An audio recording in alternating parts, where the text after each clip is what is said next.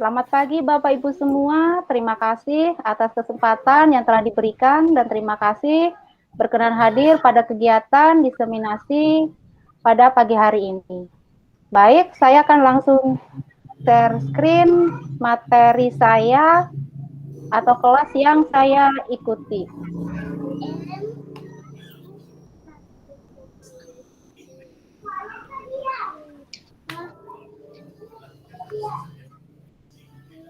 Bapak Ibu guru,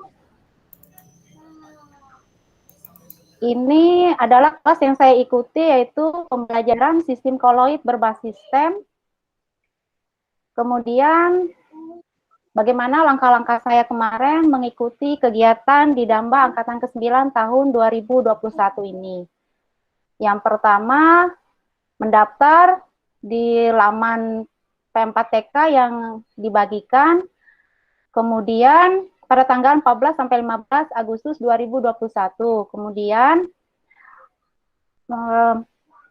membuka di link yang dikirimkan di grup Telegram, dan sebelumnya kita akan bergabung di grup Telegram setelah kita mendaftar di laman yang ada tertera sebagai berikut.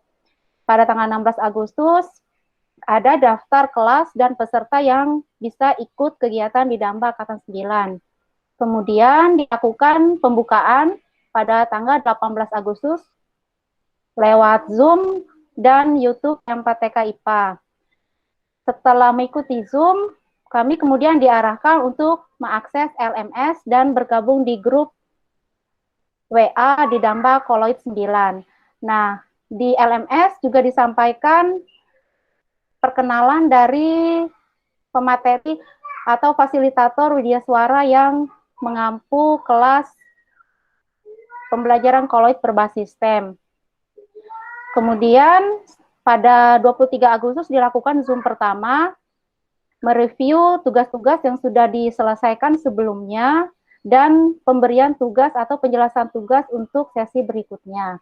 Setelah itu kami mengakses tugas di LMS, kemudian dilakukan Zoom ke terakhir pada 31 Agustus 2021. Dan terakhir adalah proses diseminasi. Nah, ini adalah LMS di Damba yang saya ikuti. Pemateri atau widya suara yang mengampu kelas pembelajaran sistem koloid berbasis STEM adalah Dr. Kurniasi, MSI. Mungkin karena dia perempuan, jadi gayanya agak santai, tetapi tugas-tugas wajib diselesaikan sesuai keharusan yang ada, dan kita bisa tidak sesuai dengan tenggang waktu yang ada. Yang penting saat kegiatan disampaikan apa alasan kita tidak bisa mengirimkan tugas. Misal karena adanya jaringan internet yang tidak terlalu bagus. Kemudian pada LMS di Damba, materi-materi yang kami pelajari adalah sebagai berikut. Yang pertama, pendahuluan. Di sini disampaikan apa-apa saja yang mesti dilakukan pada kelas ini. Kemudian kami akan masuk ke sesi 1, di mana di sini ada penjelasan tentang koloid dan jenis-jenis koloid. Pada sesi 1 ini ada materi-materi, kemudian ada link YouTube yang mesti diakses, kemudian kami mesti melakukan diskusi, dan setiap tahapan ini dari awal sampai akhir mesti dibuka supaya kita bisa lanjut ke bagian yang berikutnya. Apabila tidak terbuka, kita tidak bisa lanjut, dan itu pasti berpengaruh pada tenggang waktu yang telah diberikan. Kemudian pada sesi 2, kami mempelajari tentang sifat-sifat koloid. Nah, pada sesi 2 ini, untuk tugas-tugasnya lumayan gampang, karena kami mempunyai tugas hanya mencocokkan atau menjodohkan kata-kata yang tersedia. Berbeda dengan sesi 3 dan sesi 1. Nah, untuk sesi 3, merupakan pembuatan koloid, di mana kami membuat suatu inovasi yang ada di sekitar kita berdasarkan kearifan lokal yang tersedia. Entah dia dalam bentuk makanan ataupun dalam bentuk minuman.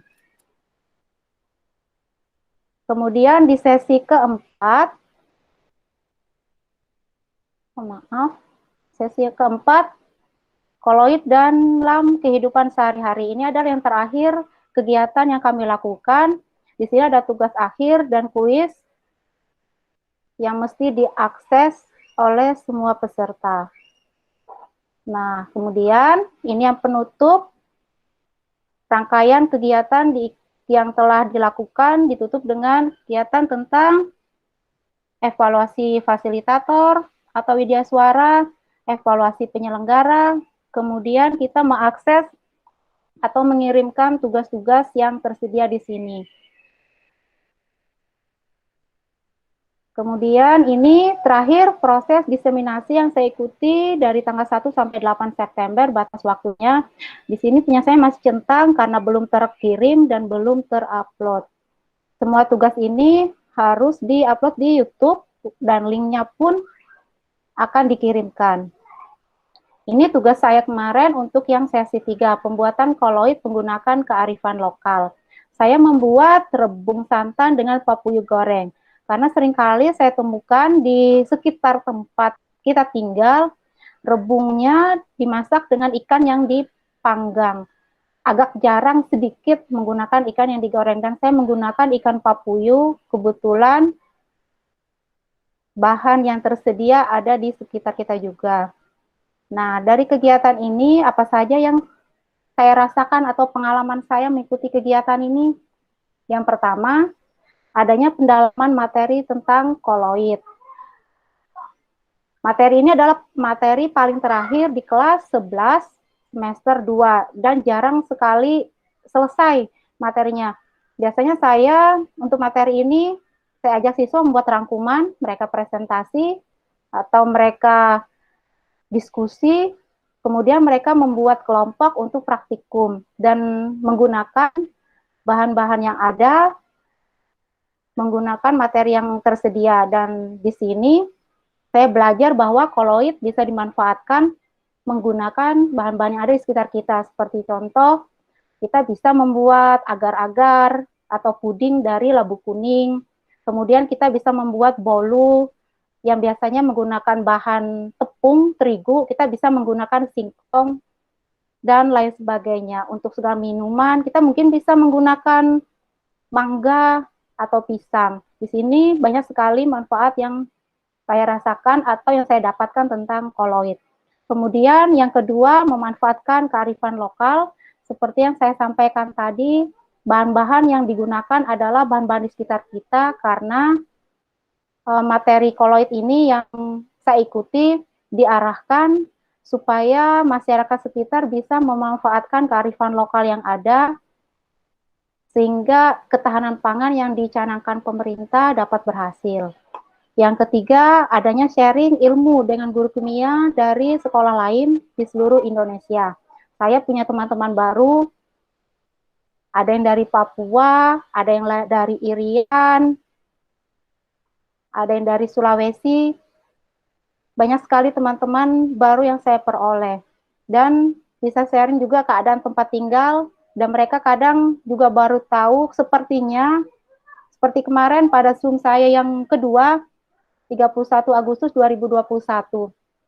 Saya sering sekali keluar masuk kegiatan dan dipertanyakan, ada apa dengan tempat saya? Saya bilang tempat saya kalau hujan sedikit, sinyalnya tidak bersahabat. Apalagi sekarang musim hujan, banjir mulai datang. Dan ada teman yang lain juga, akses internet lumayan susah, sehingga mereka mesti naik gunung, naik bukit, supaya bisa ngejar yang namanya internet. Kemudian yang keempat, adanya diskusi aktif bersama rekan guru dan fasilitator. Fasilitator yang mengampu kami cukup kooperatif, melakukan kegiatan, dan kami bisa dengan mudah mengakses semua tugas bila kesulitan dan dibantu. Bahkan kadangkala kalau saya apabila tidak bisa mengirimkan tugas sesuai dengan waktu, disampaikan apa yang terjadi dan bisa sepertinya. Mungkin karena perempuan jadi agak-agak ngikut, tidak seperti Bu Sri kemarin yang agak perfeksionis, mesti hari ini ya hari ini. Bahkan untuk tugas kami kan ada kuis tiap sesi. Kalau dibilang nggak bisa Bu, sinyal tempat saya kalau tengah hari kabur. Kalau subuh baru cantik-cantik sinyalnya. Iya katanya. Saya buka. Jadi biasanya sampai jam 12 siang selesai, bisa sampai jam 12 malam, diperpanjang lagi. Itu enaknya mungkin bertemu fasilitator yang perempuan. Mungkin ya Bapak Ibu. Nah, itu dia pengalaman saya saat mengikuti kegiatan di Damba. Terima kasih. Sampai saat ini. Oke Bapak Ibu, demikian yang bisa saya sampaikan. Apabila ada yang mau ditanyakan, saya persilakan.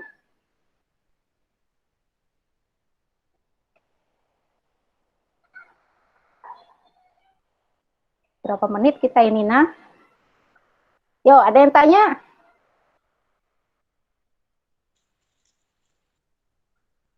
Jangan Tanya, lupa jangan foto untuk link surat keterangan.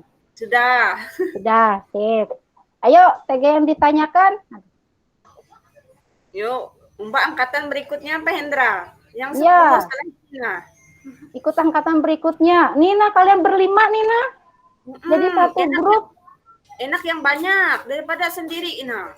Mabuk kalau sendiri nih. Sakit kepala. Ya, boleh kalau untuk mikir tidak bisa mengikuti sekarang. Drop pindah ya aku kare. Ayo kalian kalau menolong, saja bantu membantu. Mahi biologi na bumel, lalu susah, nggak perlu yang bikin alat ke itu nah.